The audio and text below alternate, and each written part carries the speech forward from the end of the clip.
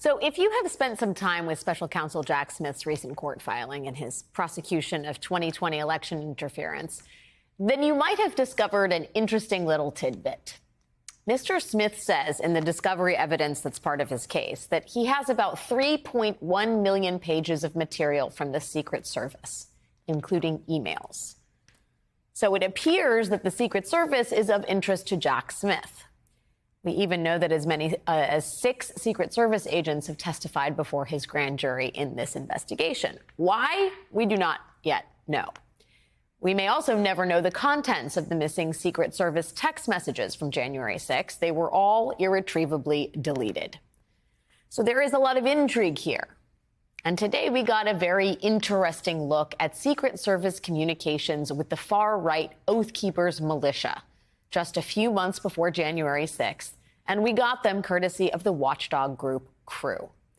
Now, we already knew that Secret Service agents were talking with the Oath Keepers about their plans to attend a Trump rally in North Carolina in September of 2020. We heard this from an Oath Keeper who testified during founder Stewart Rhodes' criminal trial. And the Secret Service confirmed that contact, but also said those interactions were routine. Having said that, it looks a little different when you read the communications themselves. After speaking to Stewart Rhodes, one Secret Service agent described himself as an unofficial liaison to the Oath Keepers, inching towards official.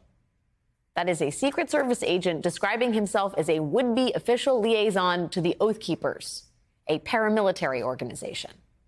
Stewart Rhodes would later be convicted of seditious conspiracy and sentenced to 18 years in prison for his effort to keep Trump in power. But another agent, after speaking to Mr. Rhodes, told colleagues that Rhodes was not attending Trump's rally to push a political agenda.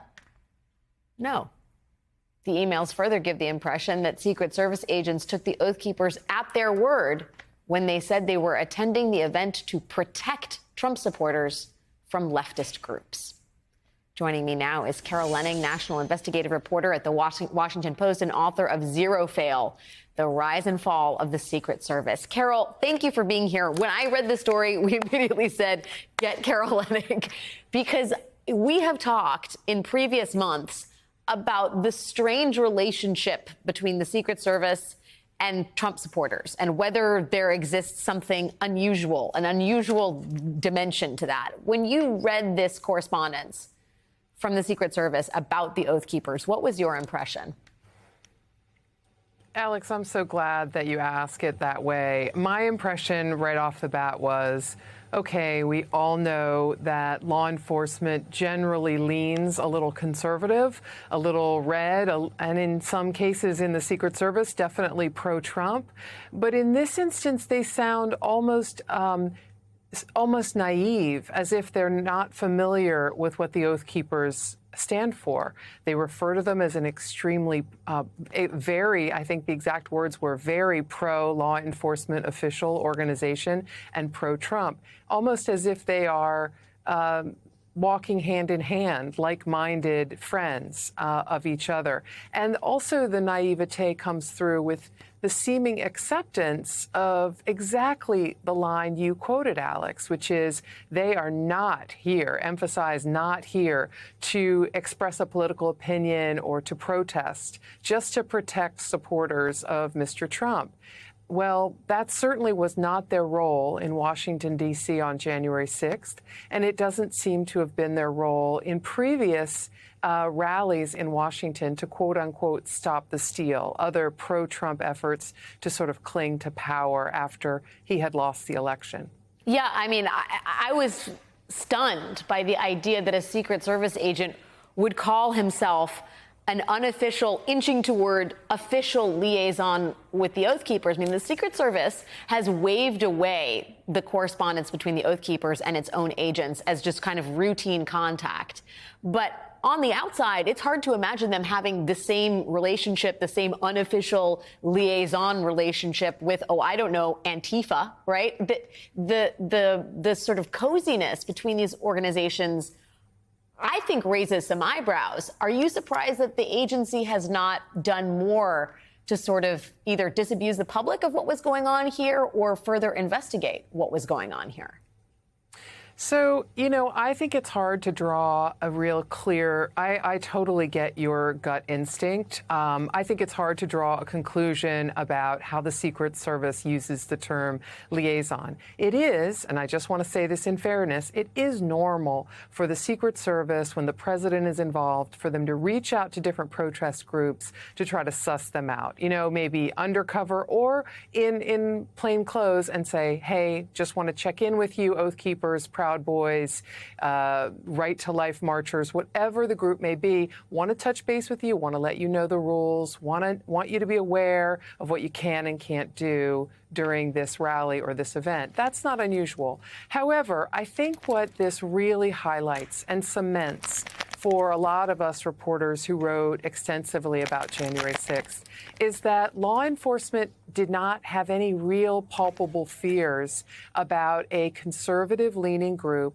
with white nationalism and white supremacists in its midst, paramilitary in many respects, and basically viewed it as guys that were on the side of cops. And therefore, they were only worried, and this is not just the Secret Service, but law enforcement generally only seemed to be worried about the idea of like a fracas. If Antifa showed up and Trump supporters showed up, there'd be violence and blood in the streets. But that isn't what happened. And that naivete and that assumption about what the Oath Keepers were up to was really an intelligence failure writ large for the federal government, not just the Secret Service. Yeah, and when you talk about that intelligence failure, let's say in and around January 6th, my question to you is, I noticed, I'm sure you did, that Jack Smith has included 3 million pages, some of it redundancies, some of it unrelated but necessary for the purposes of discovery, but nonetheless, a lot of material from the Secret Service in this initial batch of discovery that's being shared with Trump's legal team. Do you have any thoughts on what that could be? Well, you may remember, Alex, that at the very last minute, under intense pressure from Congress and the Select Committee investigating January 6th, the failures, the president's motives, the role of various White House aides, under intense pressure, the Secret Service dove through all of its records because it had already deleted all of the texts, it says inadvertently, that were covering this time period from all personnel phones in the Secret Service. So it turned over more than 1 million pages of material. I was told it was more than 1 million documents, and I should be careful about pages versus documents. And that was something that the committee was poring over in the final days to try to understand what was inside this material. I would imagine some of what Jack Smith has overlaps with what the committee received. And within that, obviously, there is a lot of traffic going back and forth about what were Donald Trump's plans for marching on the Capitol on that day, of joining the people that he had been warned had weapons. People he was warned had pistols and rifles and tear gas. What were his plans? What were his pressure points on the Secret Service to take him to the Capitol on that day to join his faithful followers? I have more questions than there are answers, but you helped me a lot this evening, Carol Leonnig. Thank you, as always, for your expertise. I appreciate it. Of course.